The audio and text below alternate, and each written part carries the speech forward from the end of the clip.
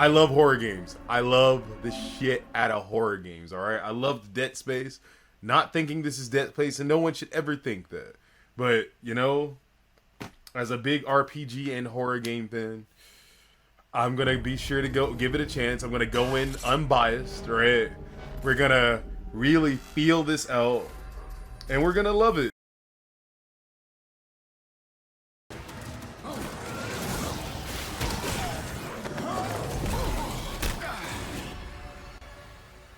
I fucking hate this game. I do. I haven't said that in so fucking long.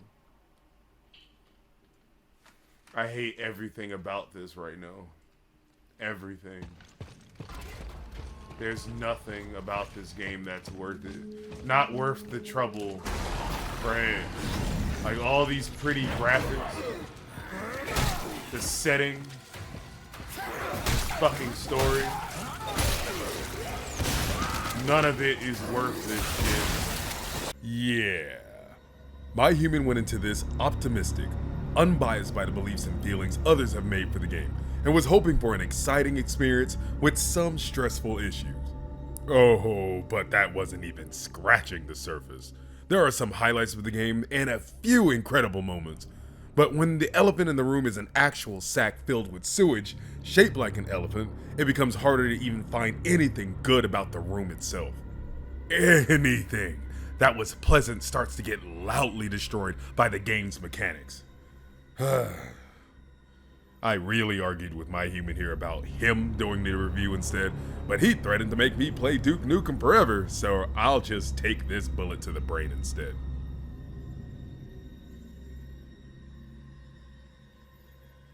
So the game takes place on a moon called Callisto, inside Black Iron Prison. The NC, Jacob, an honest space delivery captain that's willing to overlook strange cargo for whatever paycheck I'm assuming the people from Futurama make. On their latest mission, they hear something in the cargo area. Jacob heads down to find terrorists invading the ship. After a civil disagreement, they crash on Callisto. He gets a cool, glowing accessory called Core that not only keeps track of you, but can upload the memories of others that have it, then wakes up in an evolutionary battle royale.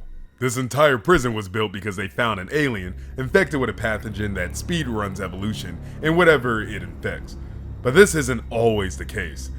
Very, very low chance you can end up like a Subject Zero who mastered the virus. Other times you just look like this. So Jacob is now trying to make up for his past crimes by stopping the owner of the prison, who is, of course, part of a massive cult trying to prep humans for outer space. You know, that thing they already seem to be traveling through. Story was decent, simple and sweet, and supported well with the characters. Most horror games have simple plots starting off. That greatly depends on the delivery and the representation of its characters. Elias representing what Jacob needs to accept, Danny obsessively trying to right horrible wrongs, etc, etc. Characters are good, served their purpose, and I more or less cared about them all. Even the villain was somewhat interesting, going against his own people to speed up a process he's passionate about. Even his seemingly antagonizing recorded words towards the prisoners started to have more meaning toward the end of the game when the characters started accepting situations they were directly behind the horrible results of. Then you have the doctor who helped with the crazy plans, and your rival who was a dick. The use of lighting, in fact, throughout the game was stunning. The reflection of the light on Sweat, how it reacted with the metal, and even in combat, the grossness of the monsters. There was one stage where the mist surrounded the entire area in this low light. Ooh, loved it. In fact, the stage design is some of my favorite. With how utterly simple the gameplay is, the stages themselves were pleasing. The first area with the prisoners escaping looked fantastic, all the way up to the underground prison. Music was good and the atmosphere it supported was fantastic. I loved the animations for these finishers, and actually, before we get into it, the combat animations looked fantastic. Everything was smooth. Everything how it reacted looked great. But as I said before, it truly doesn't matter when you get to the worst part of this game. The actual gameplay.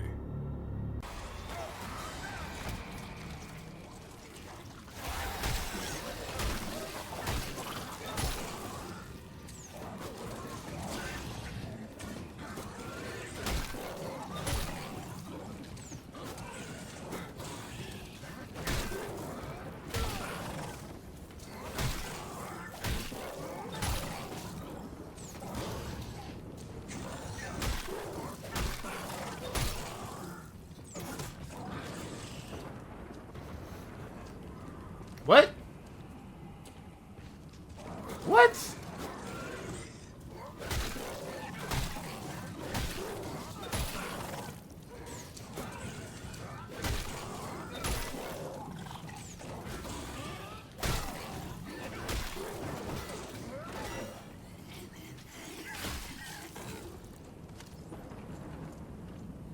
It's fine. I'm the one choosing to go through this. This game, at every step, favors the enemy over the player. Because not only is the player fighting nightmarish space creatures, the player is also fighting against every single mechanic this game has to offer. And the enemies handle cleanup. It's such a damn shame because the gameplay actually has potential. There had been a few moments where everything was working well, combined with it not being a drag and made it fun. But before that, let's start with the gameplay mechanics and weapons. So before we begin, very important, my human played this game for the first time in hardcore mode. So everything I'm about to say is going to be from that perspective. With that being said, for the love of God, do not play this game for the first time in hardcore mode. You will have a much more pleasant experience if you play it in normal mode. Moving on. Your first weapon is technically your shiv, that you use to open locked doors and stealth kills, of course.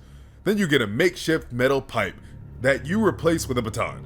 From here, the game introduces its main fighting mechanics. Hold left to dodge left. Right for the same.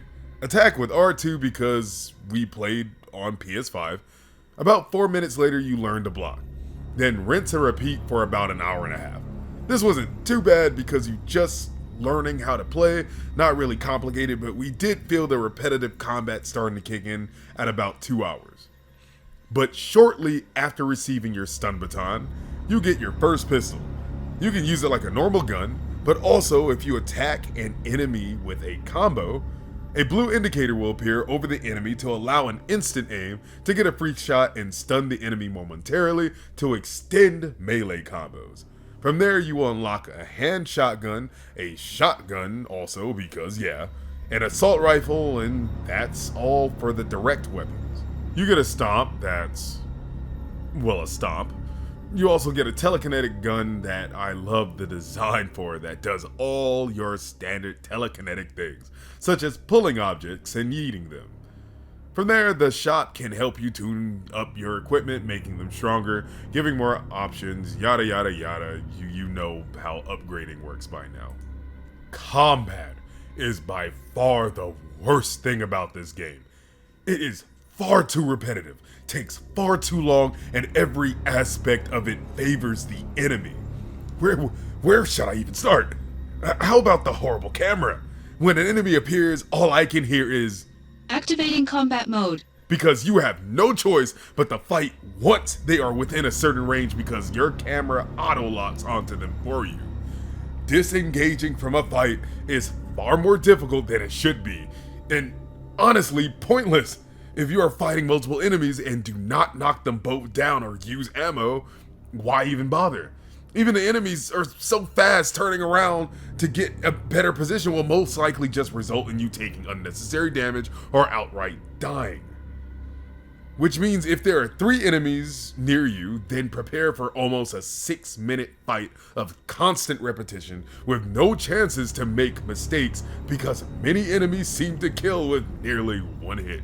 At first I thought it was weird at the start where enemies seem to take turns attacking you, but thank God for this because we would have long quit if it wasn't possible to cheese every encounter.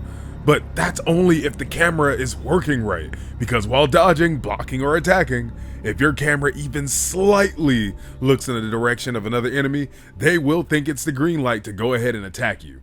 And no, when you're dodging another enemy, if another enemy attacks, you don't get to dodge them. It's a 100% contact. If you attack while an enemy happens to attack next to you due to the camera, guess what? That's right, you will 100% be hit. Down there, but I want to. See, look at that. He's getting me from the side.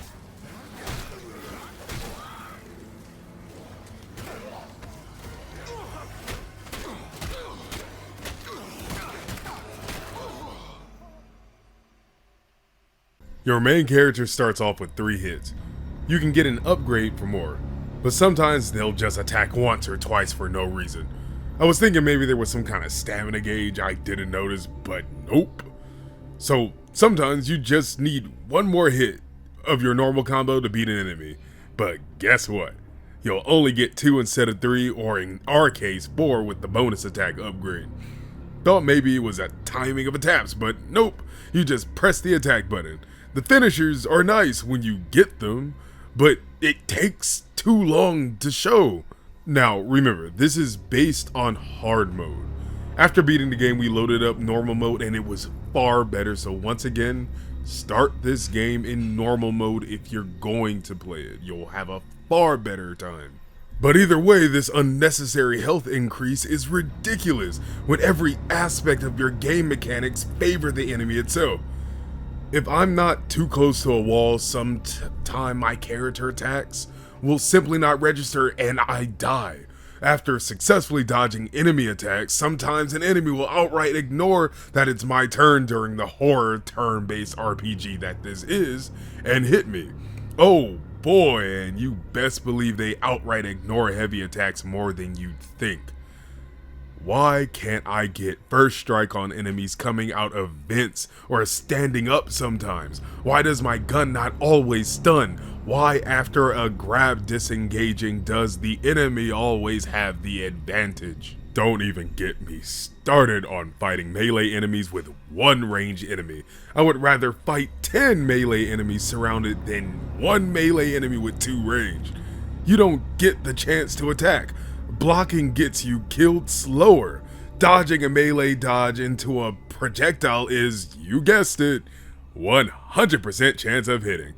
I am glad I can hold enemies in front of projectiles. Smacking enemies into others also incredibly fun, but it's not enough. We actually had a few moments where the game would feel flawless. They attack, I do something cool into a sweep, into guns, then beat the shit out of them. Guns are far too simplistic in their uses and I hate it. It's a prison, I get it. Don't need anything weird, just weapons to subdue the prisoners. But that doesn't mean their application needs to be so damn simple. Sure, I can shoot off an arm and they can only attack once. Sure, I can shoot off a leg and they'll start crawling. But wait, then you introduce mutations and none of the shots you took to make them weaker means anything anymore. Sure, the auto lock on target thing with the guns was a great start, but once again, you failed to really push anything different. That brings me to enemy designs. In this game, the enemies you'll be smashing are called biophage. I actually like what they look like. There are so few of them though. It would have been cool if shooting off an arm and failing to stop it from mutating would result in something else, but I guess not. This is very upsetting because when it comes to enemies that can fight up close, you have is the grunts and big mouth and the blind guys. The invisible creatures are really easy once you get used to them, and everything else is equally bland. But once again, this is only problematic when the game itself is an issue, because enemies are extra simple. Then the boss fights. The least enjoyable experiences of my life. So imagine this, a horror game that preps you for melee focused combat with the very start of the game, even entices you to use guns in combos. No reason to ever save your bullets for anything 100% gun focused, right? Haha, well, you would be 100% wrong. Mr. Two Heads here, after getting hit with a melee attack for some reason, instantly resets his attack animation and gets you right away with a one-shot hitting attack. We died at least 30 times before he got stuck in a corner and took a ton of damage, and I shot him once and he died. My one prayer to the devs after this fight was that they would never need me to fight him again as a normal enemy.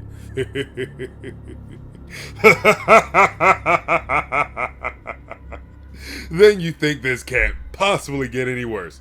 No way can this get worse, right? The final boss is immune to melee entirely. Completely immune. Like the fuck. Honestly, that's not even the most infuriating part. The complete lack of imagination on these boss fights bother me to the core. I have a melee attack, guns, a stomp, and telekinesis. Tell me, why is their go-to for all of these is just shoot it? No manipulating a bridge to hit it with stuff, no debris to manipulate and hurl at it. I can shoot off pieces of the Two Heads' arms, but guess what? Can't use it with this badass telekinetic arm. The final boss was a bit more creative by like 1 point.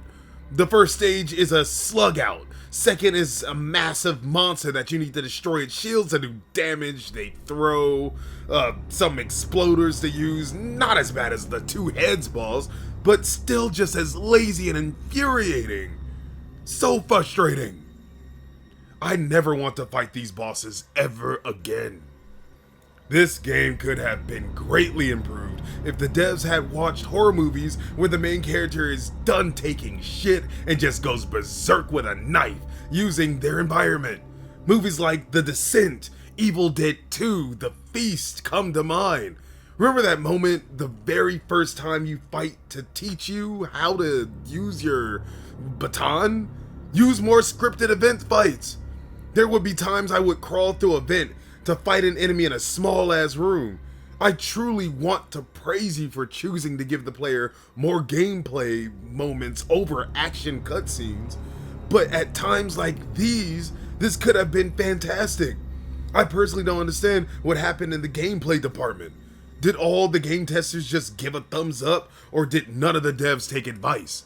The game is so restricting at all times, it's insane, and even if it wasn't, the simplicity and lack of experimentation in the game boggles my mind.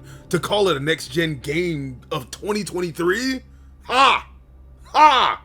Especially when you have everything there to make your gameplay explode in a wonderful way. For instance, let's take the core in the back of your neck. It literally uploads memories directly to your brain so you can see and feel what the other person went through. You could have had the player download skills and battle techniques from trained guards that uploaded them using their memories from actual fights. They applied these skills that you find dead guards all throughout the world. You could have made it part of your exploration to hunt down these guards that have had recognizable skills that you could download and reuse and recreate. People skilled in martial arts, or fuck it, an AI training program that uploads new ways to fight and then gives you more skills based on how you like to fight. Have the player develop their own methods of fighting by expanding those skills, maybe some unlocked based on how you fight personally. Also, let's take these slow motion moments that happen sometimes when you dodge.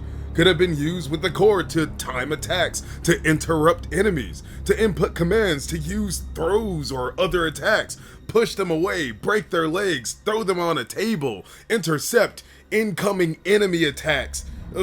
Give me a focus bar or something I can expend for early finishers or taking advantage of multiple enemies by countering their attacks and shoving one of their knife arms into the enemy, right?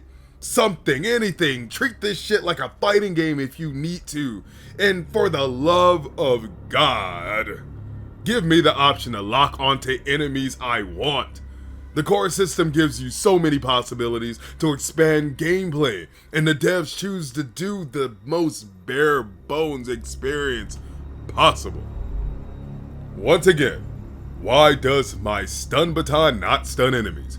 Let me hold the circle button to stun an enemy at the cost of a stun gauge or a stun charge. What the fuck am I doing with my legs other than stomping? Let me input triangle forward to do a front kick, triangle down to trip them, drop kick their asses. Give me a technique that lets me knock over the enemy, then stomp on them. Oh yeah, you did give me a move that lets me knock over the enemy, but I have to follow up with a baton smack. Give me a shock block. Let me charge it up and shoot lightning bolts from it. My telekinesis sucks unless I have a field hazard somewhere.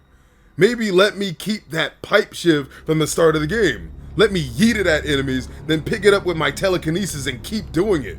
Let me dodge an enemy and stick them in the leg, pour oil on them and shock their ass to set them on fire. Why can't I not home run an enemy projectile? I am only half kidding. I know this is a horror game, but my dudes, it's do or die. Let my character go berserk, lose all sense of humanity, and go God of War on these guys. Oh, but Lord Sett, sir, enemies are strong enough to split you in half with a single slap, so why let the player do crazy stuff? Well, why is his dumbass fighting with a baton?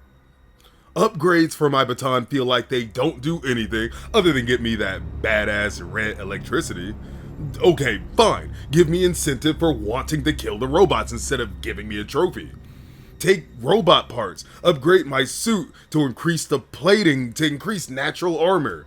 Add to the circuits from those robots to add power to my baton. Let me upgrade it enough to give my baton an AI or New Game Plus for shits and giggles. Give my boots a booster to input with the same tech as my telekinesis for power stomps. I love the idea of having it melee focused, but it felt like the devs were too scared to try more. And it makes me sad because, like I said, I've had a few moments where the game felt great.